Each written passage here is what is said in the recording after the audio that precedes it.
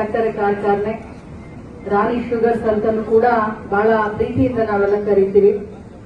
ಇವತ್ತು ಈ ವರ್ಷದ ಹಂಗಾಮಿನ ಬಾಯ್ಲರ್ ಪೂಜೆ, ಈ ಒಂದು ಪೂಜಾ ಕಾರ್ಯಕ್ರಮಕ್ಕೆ ನಮಗೆ ನಿಮ್ಮೆಲ್ಲರಿಗೂ ಆಶೀರ್ವಾದ ಮಾಡಲಿಕ್ಕೆ ಬಂದಂತ, ವೇದಿಕೆ ಮೇಲೆ ಆಸೀನರಾದಂತ ಎಲ್ಲ ನನ್ನ ಗುರು ಬಳಗದ ಪಾದಗಳಿಗೆ ಶ್ರೀಸಾಷ್ಟಾಂಗ ನಮಸ್ಕಾರಗಳನ್ನ ಮಾಡ್ತಾ, ಈ ಭಾಗದ ಜನಪ್ರಿಯ ಶಾಸಕರು, ಆತ್ಮೀಯ ಸಹೋದರರಾದಂತ ಬಾಬಾ ಸಾಹೇಬ್ ಪಾಟೀಲ್ ಅವರೇ, ಸಹೋದರ, ತಮ್ಮೆಲ್ಲರ ಒಂದು ಆಶೀರ್ವಾದದಿಂದ ತಮ್ಮೆಲ್ಲರ ಸೇವೆಯನ್ನ ಮಾಡಬೇಕು ಅಂತ ಹೇಳಿ ಇವತ್ತು ತಮ್ಮ ಸಹಕಾರದೊಂದಿಗೆ ಈ ಒಂದು ಮಲಪ್ರಭಾ ಶುಗರ್ ಫ್ಯಾಕ್ಟರಿಯ ಅಧ್ಯಕ್ಷರು, ವಿಧಾನ ಪರಿಷತ್ ಸದಸ್ಯರು ಆದಂತ ಚನ್ನರಾಜ್ ಹಟ್ಟಿಬಳಿ ಅವರೇ, ಅದೇ ರೀತಿ ಉಪಾಧ್ಯಕ್ಷರಾದಂತ ಸಹೋದರಾದಂತ ಶಿವನಗೌಡ ಪಾಟೀಲ್ ಅವರೇ, ಶ್ರೀಕಾಂತ್ ಇಟಗಿ ಅವರೇ, ಶಂಕರ್ ಕಿಲ್ಲೆದಾರ್ ಅವರೇ, ಶ್ರೀಶೈಲ್ ತುರುಮುರಿ ಅವರೇ, ಶಿವಪುತ್ರ ಮರಡಿ ಅವರೇ, ಬಾಳಪ್ಪ ಪೂಜಾರ್ ಅವರೇ, ಭರಮಪ್ಪ ಶ್ರೀಗೇಳಿ ಅವರೇ, ಲಲಿತಾ ಪಾಟೀಲ್ ಅವರೇ, ಸುನೀತಾ ಲಂಗೋಟಿ ಅವರೇ ಮತ್ತು ಆತ್ಮೀಯ ಸಹೋದರ 20-25 ವರ್ಷದಿಂದ ನಮ್ಮ ಖಾನಾಪುರದ ಸುಪುತ್ರ, ನಮ್ಮ ಪರಿಚಯ ನಮ್ಮ ಮೋಹನ್ ಹಿರೇಮಠ್ ಅವರೇ, ಅದೇ ರೀತಿ ಕಾಡಾ ಅಧ್ಯಕ್ಷನ ಕರ್ಕೊಂಡು ಬಂದಿದ್ದೀನಿ. ಯಾಕೆ ಕಾಡಾ ಅಧ್ಯಕ್ಷನ ಈ ಒಂದು ಕಾರ್ಯಕ್ರಮ ಕರ್ಕೊಂಡು ಬಂದಿದ್ದೀನಿ ಅಂತಂದ್ರೆ, ಅವ್ರು ಬಂದ ತಕ್ಷಣ ಅವ್ರ ಕಡೆ ಒಂದು 5 ಕೋಟಿ ರೂಪಾಯಿ ರೋಡಿಗೆ, ಫ್ಯಾಕ್ಟರಿ ಒಳಗಡೆ ರೋಡ್ ಸ್ಯಾಂಕ್ಷನ್ ಮಾಡಲಿ ಅಂತ ಕರ್ಕೊಂಡು ಬಂದ್ರು. ಯುವರಾಜನ ಕದಂ ಅವರೇ, ಶಂಕರಗೌಡನ ಪಾಟೀಲ್ ಅವರೇ, ಅಡವಿ ಶಿಟಿಗೆ ಅವರೇ, ಬಸವರಾಜ್ ಸಾಲಿಕೊಪ್ಪ ಅಣ್ಣನವರೇ, ಕಾರ್ಖಾನೆಯ ಎಲ್ಲ ನನ್ನ ಹೆಮ್ಮೆಯ ಕಾರ್ಮಿಕರೇ, ನನ್ನ ಆತ್ಮೀಯ ರೈತ ಬಾಂಧವರೇ ಮತ್ತು ಮಾಧ್ಯಮದ ಎಲ್ಲ ನನ್ನ ಸಹೋದರರು, ಬಹಳ ದೊಡ್ಡ ಅಭಿಮಾನದಿಂದ, ಅತ್ಯಂತ ಖುಷಿಯಿಂದ ಈ ಒಂದು ಕಾರ್ಯಕ್ರಮಕ್ಕೆ ನಾನು ಬಂದಿದ್ದೀನ್ರಪ್ಪ.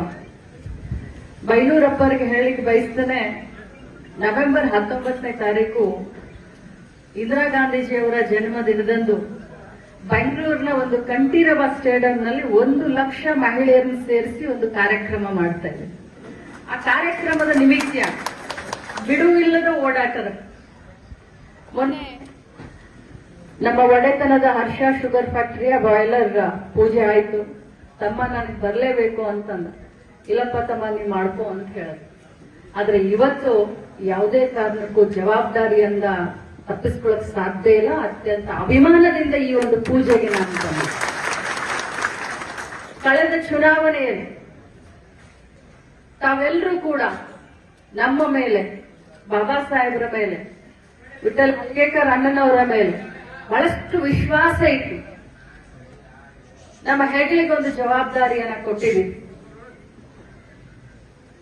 15 ಜನರನ್ನ ಪ್ಯಾನಲ್ ಟು ಪ್ಯಾನಲ್ ನೀವು ಆರಿಸಿ ಕಳಿಸಿದ್ರಿ.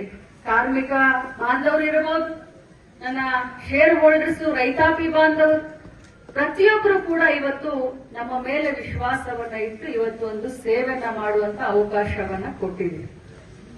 ಮೊದಲನೇದಾಗಿ ಅವಕಾಶ ಕೊಟ್ಟದಕ್ಕೆ ಪ್ರಥಮವಾಗಿ ತಮ್ಮೆಲ್ಲರಿಗೂ ಕೂಡ ನಾನು ಧನ್ಯವಾದ ಮತ್ತು ಅಭಿನಂದನೆಯನ್ನು ಸಲ್ಲಿಸಲಿಕ್ಕೆ ಬಯಸ್ತೇನೆ.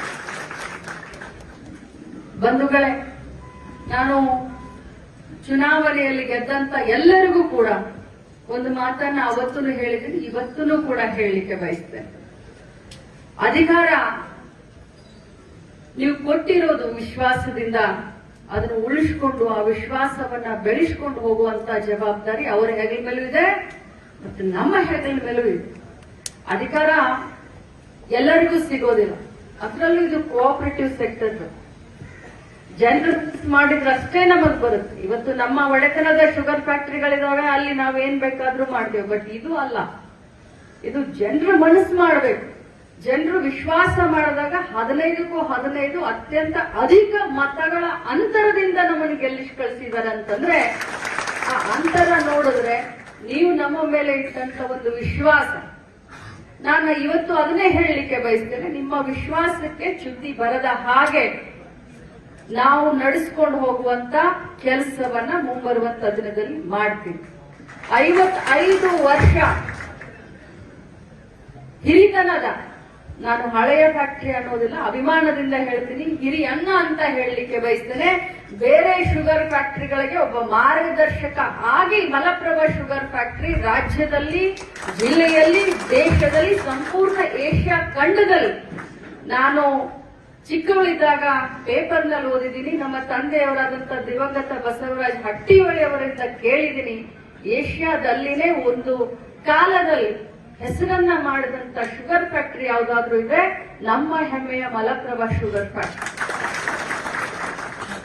ಇವತ್ತು ನಾನು ಈ ಕಾರ್ಯಕ್ರಮಕ್ಕೆ ಬರುವಂತ ಸಂದರ್ಭದಲ್ಲಿ ನಮ್ಮ ತಾಯಿ ಕೂಡ, ನಾನು ತಯಾರಾಗ್ತಾ ಇದ್ದೀನಿ, ಚಂದ್ರರಾಜನ್ ಹೆಂಡತಿ ಮತ್ತೆ ನಮ್ಮ ಅವ್ವ ಇಬ್ರು ತಯಾರಾಗ್ತಾರೆ.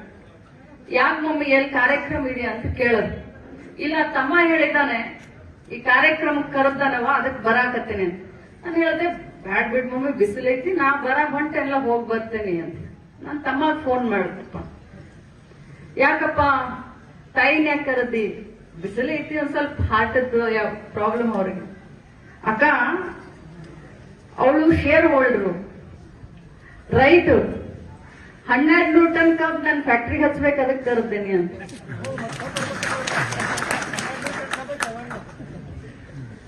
ಅಂದ್ರೆ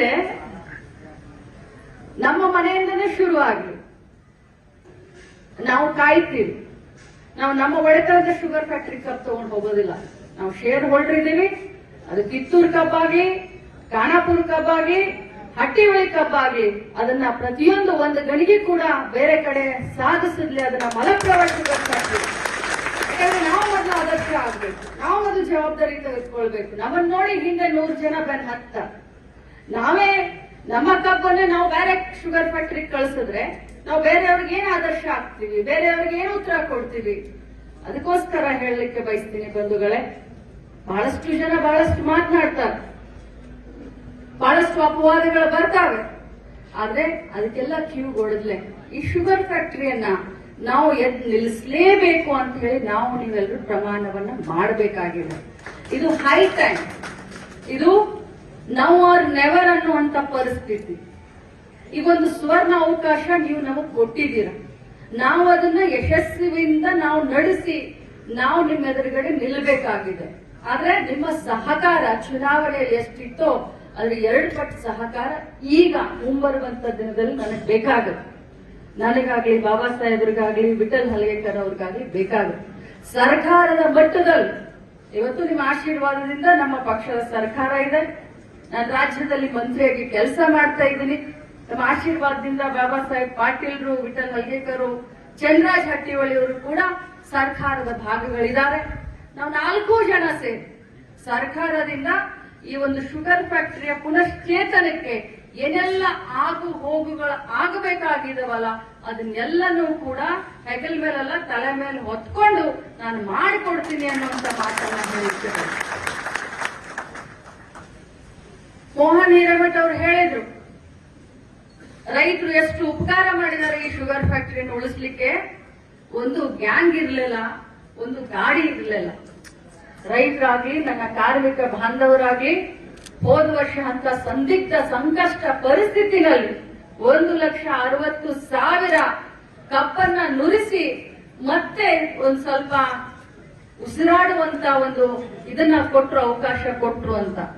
ಆದ್ರೂ ಕೊಡ್ಬೇಕಲ್ಲ ಅಕ್ಕ, ಸರ್ಕಾರದಿಂದ ಏನ್ ಮಾಡ್ಬೇಕೋ ಮಾಡ್ತೀನಿ. ಒಂದು ಅಕ್ಕನ ಸ್ಥಾನದಲ್ಲಿ ನಿಂತ್ಕೊಂಡು, ಒಂದು ತಂಗಿ ಸ್ಥಾನದಲ್ಲಿ ನಿಂತ್ಕೊಂಡು, ಒಂದು ಮಗಳ ಸ್ಥಾನದಲ್ಲಿ ನಿಂತ್ಕೊಂಡು ಸರ್ಕಾರದಿಂದ ಏನು ಬೇಕೋ ಅದು ನನ್ನ ರಾಣಿ ಶುಗರ್ ಫ್ಯಾಕ್ಟರಿನ ರಾಣಿಯಾಗಿ ಮೆರೆಸುವಂತ ಕೆಲಸ ನಾನು ಮಾಡ್ತೀನಿ.